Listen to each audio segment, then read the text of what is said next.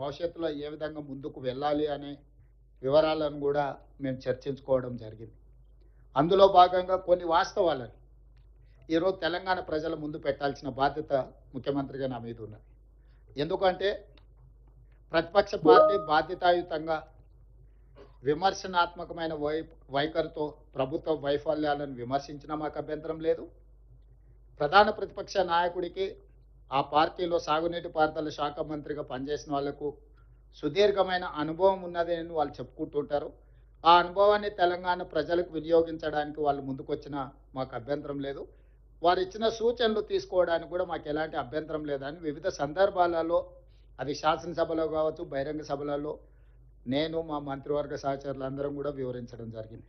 కానీ దురదృష్టవశాత్తు ఏ అంశం వచ్చినా, ఏ విషయ ప్రస్తావన జరిగినా వాళ్ళకు రాజకీయ ప్రయోజనము, సంకుచిత స్వభావంతో విమర్శలు చేస్తూ ప్రజల్ని తప్పుదోవ పట్టిస్తూ అంశాలను కప్పిపుచ్చి అబద్ధాలను ప్రచారం చేయడంలో ముందు బాగానే నిలబడి ఈరోజు బీఆర్ఎస్ ప్రయత్నం చేస్తుంది. అఖిలపక్ష సమావేశంలో అన్ని పార్టీలకు జరుగుతున్న పరిణామాలు, ప్రభుత్వం దగ్గర ఉన్న సమాచారాన్ని అంతా వివరించినాం. ఇక్కడ ఈ పత్రికా సమావేశంలో ప్రతిపక్ష పార్టీ బీఆర్ఎస్ ఏ విధంగా ప్రజల్ని తప్పుదోవ పట్టిస్తుంది, అధికారంలో ఉన్నప్పుడు ఏ విధంగా మాట్లాడుతుంది, అధికారం దిగిపోయిన తర్వాత ఏ విధంగా మాట్లాడుతుంది, సెంటిమెంటుతోని మళ్ళీ బ్రతకాలి, చనిపోయిన పార్టీని పునరుజ్జీవింపజేసుకోవడానికి శాయశక్తుల ఏ రకంగా అబద్ధ ప్రచారాలతో ముందుకు వెళ్తున్నారో నేను చెప్పదలుచుకున్నాను. దానికి సంబంధించి గోదావరి జలాలు, తెలంగాణ రాష్ట్రానికి కృష్ణా నదీ జలాలు, గోదావరి జలాలే ప్రధానమైన ఆధారం.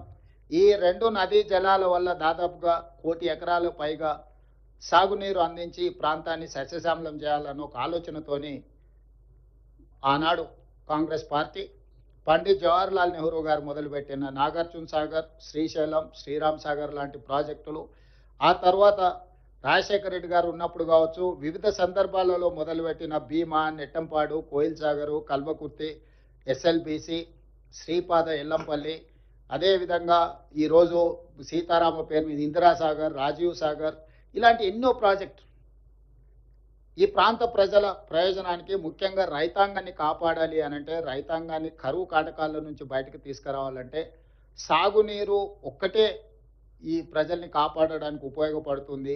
తెలంగాణ లైఫ్ లైన్ ఇరిగేషన్ అనే దాన్ని గుర్తించి ఈ ప్రాజెక్టులను కట్టే ప్రయత్నం చేసినాం. కొన్ని పూర్తయినాయి, కొన్ని ఇంకా పనులు సాగుతూ ఉన్నాయి. అయితే ఈ సందర్భంగా 10 సంవత్సరాలు తెలంగాణ రాష్ట్రం వచ్చిన తర్వాత పరిపాలించింది. 10 సంవత్సరాలలో 5 సంవత్సరాలు హరీష్ రావు గారు సాగునీటి పారుదల శాఖ మంత్రి, ఇంకొక 5 సంవత్సరాలు కల్వకుంట్ల చంద్రశేఖరరావు గారు సాగునీటి పారుదల శాఖ మంత్రి. అంటే బీఆర్ఎస్ నాయకులు ఒకే కుటుంబం, ఒకే పార్టీ, వాళ్ళే 10 సంవత్సరాలు ఈ శాఖను నిర్వహించడం జరిగింది. అంటే 10 సంవత్సరాలు ఈ శాఖలను నిర్వహించినప్పుడు సంపూర్ణమైన అవగాహన ఆ పార్టీలో ఎవరికి ఉన్నా లేకపోయినా హరీష్ రావు గారికి, చంద్రశేఖరరావు గారికి ఉండాల్సిన అవసరం ఉందని మేము భావిస్తున్నాం. ఈ సంపూర్ణమైన అవగాహనతోని తెలంగాణ ప్రయోజనాలను కాపాడడానికి ఈ ప్రభుత్వానికి సహకరించిన, సూచనలు చేసిన నిరభ్యంతరంగా ఈ ప్రభుత్వం వాటిని స్వీకరించడానికి సిద్ధంగా ఉంది.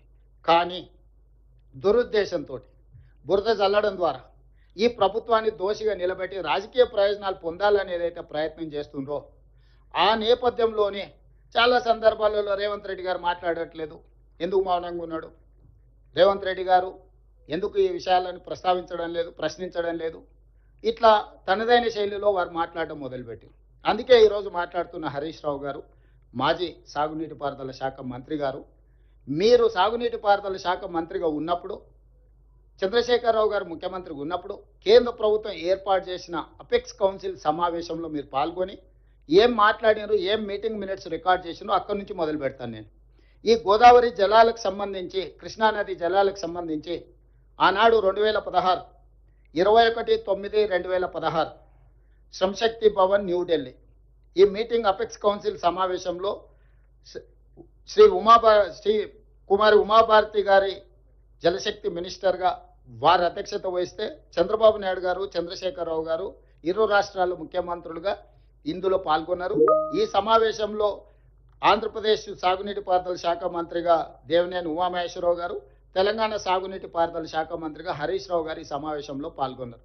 ఈ సమావేశంలో చాలా విషయాలు కృష్ణా నది మీద, గోదావరి నది మీద, అదేవిధంగా Krishna river management board, Godavari river management board నిర్వహణ, ప్రాజెక్టుల నిర్మాణము, ప్రాజెక్టులకు సంబంధించిన అనుమతుల మీద సుదీర్ఘమైన చర్చలు జరిగినాయి. దానికి సంబంధించి 8 పేజీల మీటింగ్ మినిట్స్ రికార్డ్ చేసి, ఈ 8 పేజీలలో 6వ పేజీలో 2వ పారాగ్రాఫ్లో దీంట్లో honourable chief minister of Telangana stated before the apex council that, second పారాగ్రాఫ్లో ఏముంది అని అంటే, for the existing ongoing and proposed projects in both the states of Krishna River, more than 1000 TMC of water is required. On the other hand, more than 3000 TMC is going waste into sea every year in Godavari River. Hence, we emphasize that as water is available, it has to be decided how best it can be utilized properly. He stressed the need for developing understanding between the two states by sitting together and amicably setting these issues.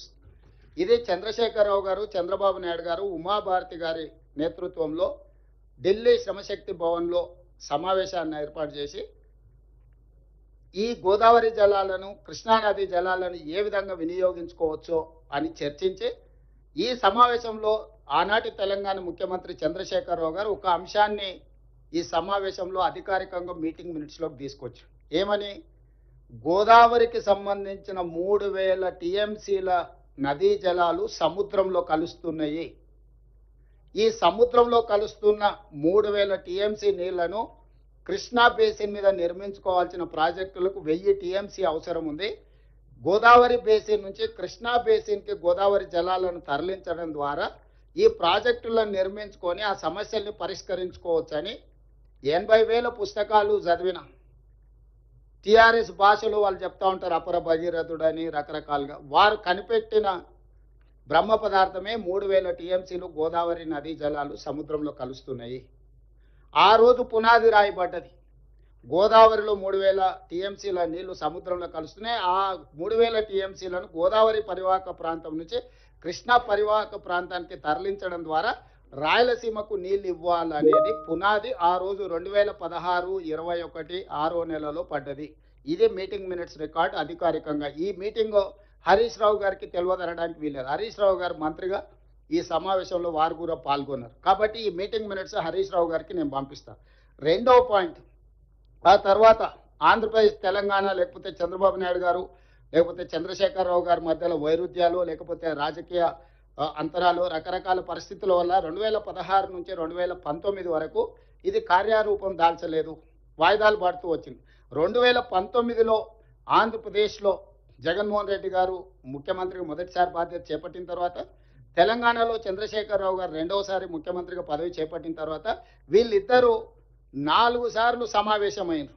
దాదాపుగా 2019 June 28, అదేవిధంగా August, అదేవిధంగా September, అదేవిధంగా August 12న 4 సార్లు అధికారిక సమావేశాలలో చంద్రశేఖరరావు గారు, అదేవిధంగా ఆంధ్రప్రదేశ్ ముఖ్యమంత్రి జగన్మోహన్ రెడ్డి గారు కలిసి మాట్లాడుకొని చర్చించుకొని, ఆ చర్చల సారాంశం ఏంటంటే జలబంధం. ఇవాళ ఆనాటి పత్రికలు చాలా వరకు మీకు అన్ని ఉన్నాయి, అవి చూపిస్తాను. లేకపోతే ఆ పేపర్లు ఈ పేపర్లు గోదావరిలో సాగుదాం, ఇది వీటికి సంబంధించి ఒకవేళ వేరే పత్రికల మీద వాళ్ళకి ఏదైనా అనుమానం ఉంది, లేకపోతే వేరే పత్రికలలో రాస్తే మేము వాటిని ఆమోదించమని అనొచ్చు. కానీ నమస్తే తెలంగాణ ఇది పెద్దన్నగా సహకరిస్తా. నమస్తే తెలంగాణ హెడ్లైన్ బ్యానర్ ఐటమ్. పట్టుదల ఉన్న సీఎం జగన్తో సాధ్యం, రతనాల సీమగా మార్చేందుకు సహకరిస్తాం. అదేవిధంగా ఈరోజు వారు దీనికి సంబంధించి పూర్తి స్థాయిలో 3 గంటలు చర్చించి గోదావరి జలాలను ఏ విధంగా రాయలసీమకు తీసుకెళ్ళాలి, అదేవిధంగా స్నేహగీతిక, ఇట్లాంటి హెడ్లైన్స్తోని గోదావరి కృష్ణా జలాల సంపూర్ణ వినియోగం, నదీ జలాల వివాదాల పరిష్కారం, గోదావరి జలాలు రాయలసీమకు తరలింపు, వీటికి సంబంధించి పూర్తి స్థాయిలో చర్చించుకున్నారు. అక్కడ రెండోసారి దీని మీద చర్చ జరిగింది. దీనికి సంబంధించి వీళ్ళిద్దరు చర్చల సారాంశం పత్రికలకు ఆ రాష్ట్రానికి సంబంధించిన, తెలంగాణ రాష్ట్రానికి సంబంధించిన మంత్రులు వివరించారు. ఆ మంత్రులు ఎవరు?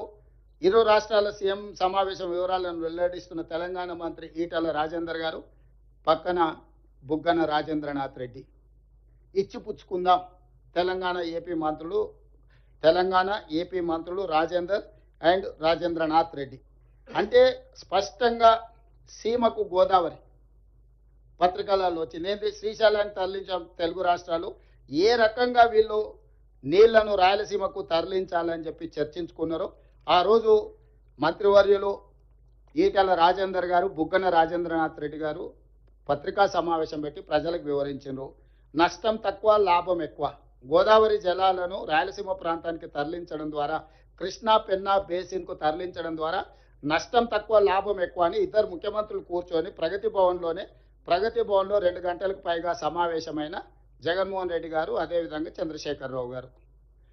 తెలంగాణ నడిగడ్డ ప్రగతి భవన్లో ఆంధ్రప్రదేశ్ ముఖ్యమంత్రి, తెలంగాణ ముఖ్యమంత్రి కూర్చొని గోదావరి జలాలను రాయలసీమ పెన్నా ప్రాంతానికి, కృష్ణా బేసిన్కు తరలించాలని, అదేవిధంగా నిధులు ఇవ్వాల్సిందిగా కేంద్రాన్ని కోరదాం, పుచ్చుకునే ధోరణితో ముందుకెళ్దాం.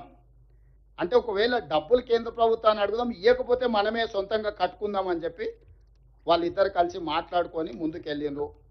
తక్కువ నష్టం, ఎక్కువ భూసేకరణతో గోదావరి కృష్ణ నదుల అనుసంధానం.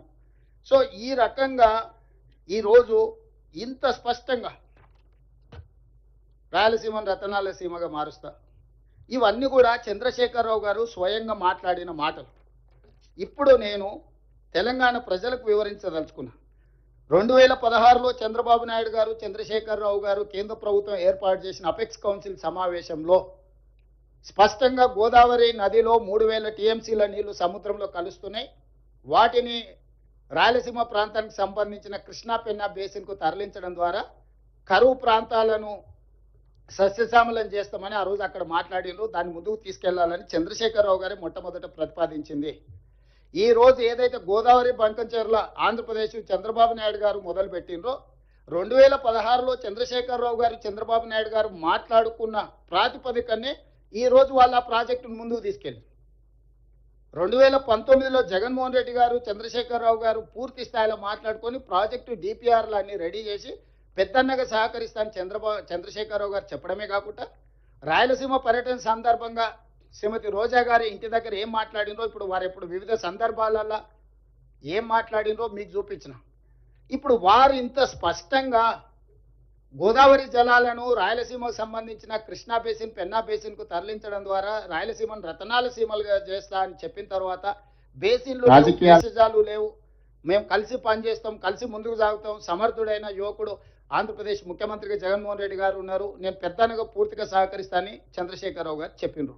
నేను ఇప్పుడు మీడియా మిత్రుల ద్వారా బీఆర్ఎస్ నాయకులను అడుగుతున్నా, చంద్రశేఖరరావు గారిని అడుగుతున్నా, మీరు ఇంత విస్పష్టంగా 2016లో, 2019లో వివిధ సందర్భాలలో శాసనసభలో, బహిరంగ సభలలో స్పష్టంగా గోదావరి జలాలను రాయలసీమ, అదేవిధంగా పెన్నా ప్రాంతానికి తరలించడానికి ఆమోదించి ప్రాజెక్టును ప్రారంభించడానికి అవకాశం కల్పించి ప్రోత్సహించిన మీరు ఈరోజు ఆ ప్రాజెక్టును మొదలు పెడతామని ఆంధ్రప్రదేశ్ చంద్రబాబు నాయుడు గారు అన్న మరుక్షణం నేను పెద్దలు ఉత్తమ్ కుమార్ రెడ్డి గారు ఢిల్లీకి వెళ్ళి జలశక్తి మినిస్టర్ సిఆర్ పాటిల్ గారికి ఫిర్యాదు చేసినాం, ఆర్థిక మంత్రి గారి దృష్టికి తీసుకెళ్లినాం, గోదావరి రివర్ మేనేజ్మెంట్ బోర్డుకు అఫీషియల్గా నేను ఈ మధ్యకాలంలో మన జలసౌదాకు ఉద్యోగస్తులకు వాళ్ళకు నియామక పత్రాలు అందజేసినప్పుడు డైరెక్ట్గా అక్కడికి వెళ్ళి గోదావరి రివర్ మేనేజ్మెంట్ బోర్డు దగ్గర పోయి నేను ముఖ్యమంత్రిగా, అదేవిధంగా మా మంత్రి అధికారులను తీసుకెళ్లి గోదావరి రివర్ మేనేజ్మెంట్ బోర్డు అధికారులను కలిసి ఆంధ్రప్రదేశ్ ప్రభుత్వము, ఆంధ్రప్రదేశ్ ముఖ్యమంత్రి చంద్రబాబు నాయుడు గారు గోదావరి జలాలను బంకంచెర్ల వరకు తరలించడానికి 200 టీఎంసీల ప్రాజెక్టును ప్రణాళిక చేసిండు.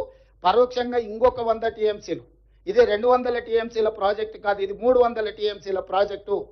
300 టీఎంసీలకు సివిల్ వర్కులన్నీ కంప్లీట్ చేస్తుండు, పంపులు మాత్రం ఇనీషియల్గా 200 పెడుతుండు, తర్వాత ఇంకొక 100 టీఎంసీలకు కూడా అన్ని రెడీగా చేసుకున్నాడు. అంటే ఎప్పుడైనా పంపులు తీసుకొచ్చి ఫిట్ చేసుకోవచ్చు.